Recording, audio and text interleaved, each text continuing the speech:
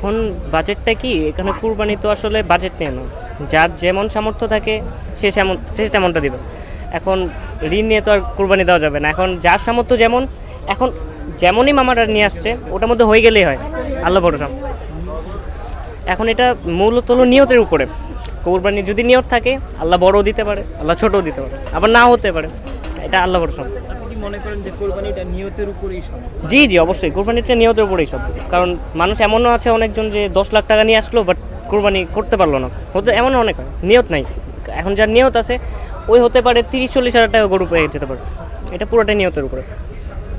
আসলে এবছর হাটে কেমন দেখছেন গরু?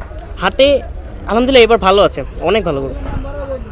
কেমন জমজমাট এখনো হয়নি কেন? এখনও জমজমাট হয়ে উঠতে পারেনি, এটা আমি না বুঝতে পারতেছি না। কারণ কি প্রতিবার এই সময় অনেক জমজমাট থাকে, এমন হয় যে হাটাও যায় না, কিন্তু এখন হাট দেখতে পারেন পুরোটাই খালি প্রায়। গরু কেমন আছে? গরুর সংখ্যা ভালো আছে, গরুর সংখ্যা ভালো, ক্রেতা নেই। বিক্রেতা আছে, ক্রেতা নেই, এটা। কেমন দেখছেন আসলে এবার দাম কেমন? দাম সবাই প্রথমে একটু বেশি চায়, কিন্তু প্রতিবারের তুলনায় বা অন্য হাটের তুলনায় এখানে রিজনেবল আছে, নেওয়ার মতো। জি, আচ্ছা, কখন এসেছেন?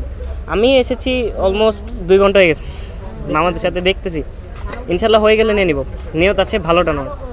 জি জি। একটু প্রশ্ন রাখতে চাই, আসলে এই হাটে আসার কারণ?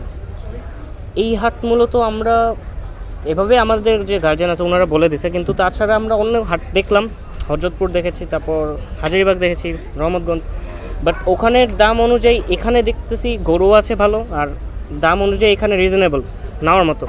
এখন আল্লাহ যদি তৌফিক রাখে ইনশাল্লাহ নিয়ে নেব। Thank you. ধরো।